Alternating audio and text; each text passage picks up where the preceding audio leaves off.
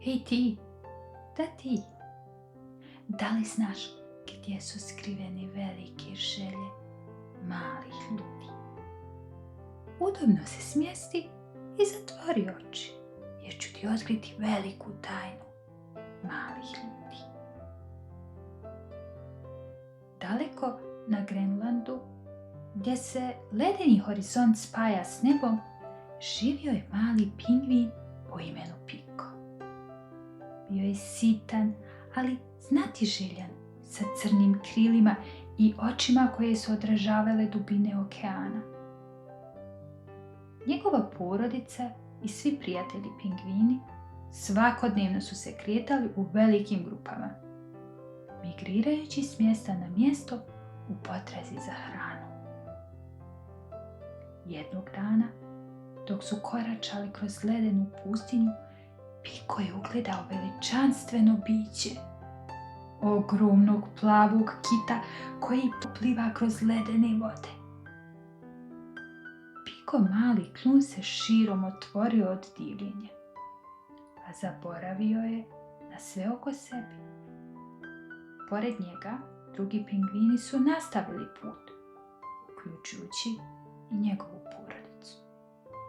No, Piko je bio previše zaokupljen prizorom da bi primijetio kako se udaljavaju od njega. Kada se napokon osvrnuo, shvatio je da je ostao sam. More oko njega bilo je tiho, a horizont pust i hladan. Prošao je trenutak panike, ali Piko je i dalje bio hrabar. Duboko u srcu znao je da mora nastaviti i pronaći sigurno mjesto, nadajući se da će jednom ponovo vidjeti svoj. Krenuo je tako Piko, malen i izgubljen kroz hladnu pustinju leda. Hladan vjetar je puhao sve jače, noseći snježne smetove koje su prekrivale tlo i stvarale ogromne prepreke na njegovom putu. Svaki korak je bio teži od prethodnog, a Piko je jedva gledao ispred sebe, dok je vijavica postajala sve veća. Bio je gladan, usamljen i promrzao, ali je nastavio dalje, korak po korak, vođen svojom odlučnošću.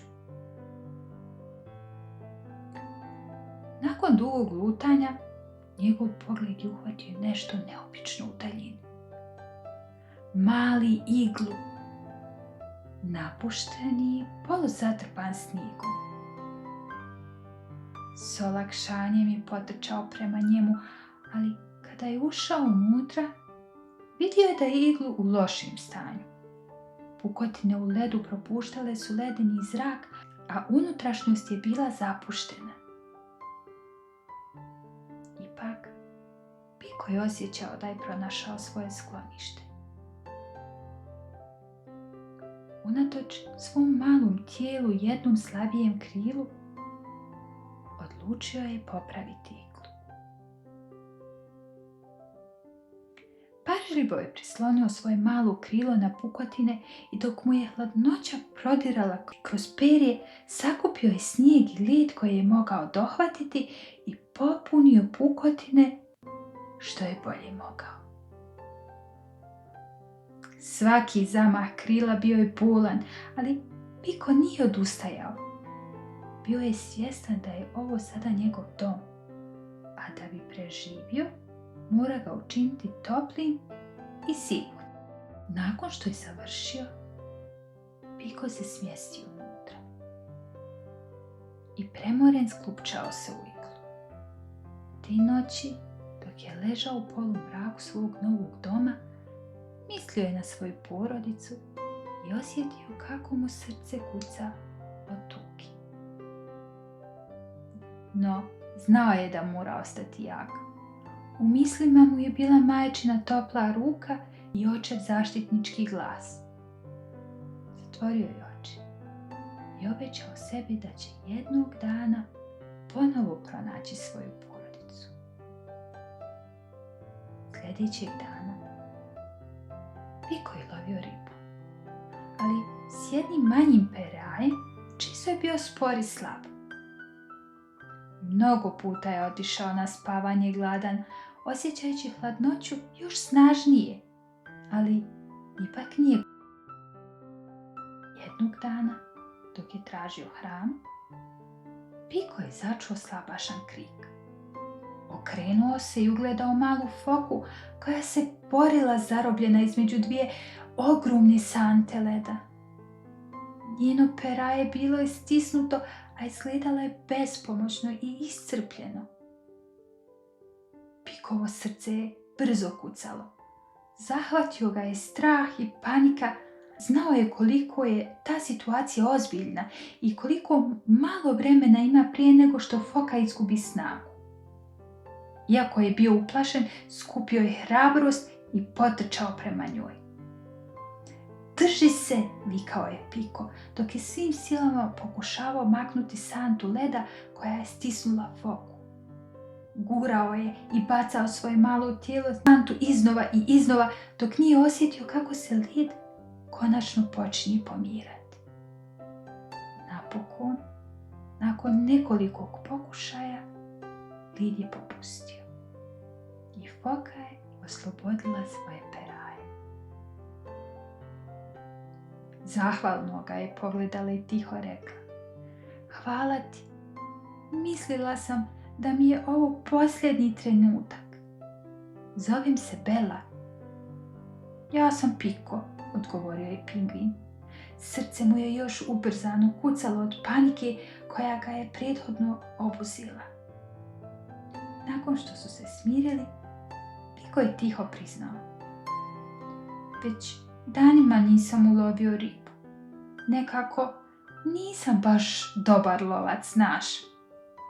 Gladujem i iskreno malo sam usamljen." Bela ga je žalosno pogledala, a zatim bez riječi skočila u okean. Piko je sa čuđenjem pogledao za njom, misleći kako ga je napustila. Naravno, pomislio je, ko bi želio prijatelja kao što sam ja, čangrizavi pingvin sa malim škrljavim krilom. Pogledao je prema vodi. Oči su mu se ispunile suzama, sjeo je pored okeana i pustio suze da slobodno teku. Sjećajući se mame i porodice, tople ruke koja ga je grlila dok je bio mali. Tužna misao mu se provukla kroz glavu. Možda nikada neće ponovo biti s njima. Tuga ga je obuzimala sve više i više. Odjednom začuo se glas: "Hej ti, prestani plakati i pomozi mi s ovom ribom." Piko je podigao glavu i ugledao Belu kako se vraća sa sjajnim osmijehom na licu, a u njenim čeljustima bila je velika riba. Piko je iznenađeno gledao nju. Nije mogao vjerovati. Mislio sam da si me napustila." Bela se nasmijala i rekla: "Ma kakvi prijatelju, vidjela sam da si gladan. Znaš, ja nisam imala sreće da nađem svoju porodicu nakon velikog talasa koji nas je razdvojio. Još uvijek ih tražim, ali osjećam da ih možda više nikada neću naći." Piko je žalosno pogledao, a zatim se približio i rekao: "Pa, možda ne mogu vratiti tvoju porodicu, ali mogu ti ponuditi sklonište. Iglo nije veliki, ali je topao i bit će dovoljno mjesta za nas oboje. Možeš ostati koliko god želiš." Kada se Bela preselila u mali iglu, osjetila je zahvalnost prema Piku. Gledajući ga kako se muči sa svojim malim perajima dok je spremao obrok za njih, odlučila je da učini nešto posebno za njega. "Piko," rekla je nježno jednog jutra, "želim ti pokazati nešto važno. Nisi loš lovac, samo ti treba malo vježbi. Dođi, idem te naučiti kako da loviš." s iskricom u očima Piko je prihvatio njen prijedlog. Prvih nekoliko dana lovljenja bili su pravi izazov. Hladna voda, brza riba i Pikov mali nedostatak koji je bio očigledan. No, Bela je bila strpljiva i puna podrške. Kad god bi mu nešto krenulo po zlu, Bela bi mu pokazala kako da to uradi bolje. I što je još važnije, bodrila bi ga svaki put kada bi uspio. Dan za danom, Piko je učio kako se snalaziti u vodi, kako osjetiti pokrite ribe ispod površine i kako se strateški približiti plijenu. Bela je bila divna učiteljica. Znala je kako da ga motiviše i istovremeno učini da svaki dan proveden zajedno bude posebna pustolovina. Njih dvoje su se smijali, trčali po ledu i zajedno prolazili kroz nebrojne male nezgode. Uskoro je Piko postao gotovo jednako dobar lovac kao Bela, a to mu je davalo neopisiv osjećaj ponosa. Kako su dani prolazili, nekada hladan i pust iglu postao je pravi mali dvorac za Pika i Belu. Njihova mala porodica rasla je u ljubav i razumijevanje, a samoća koju su oboje nekad osjećali sada je bila daleka prošlost. S večeri bi provodili pričajući o tome što su preživjeli tokom dana, sjećali se trenutaka kada su se prvi put sreli i pomogli jedno drugom. Njihovo prijateljstvo i međusobna podrška postali su toliko čvrsti da se činilo da ništa ne može narušiti njihovu sreću.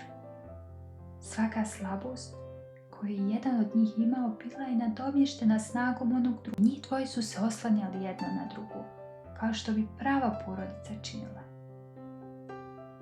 Kroz sve te dane Iglu je postao više od skloništa. Postao je simbol njihovog zajedništva i ljubavi.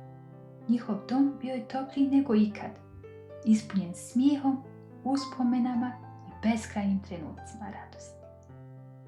Stoga ne zaboravi, porodica nije uvijek ona s kojom si rođen, već ona koju pronađeš kroz ljubav, prijateljstvo i međusobnu podršku.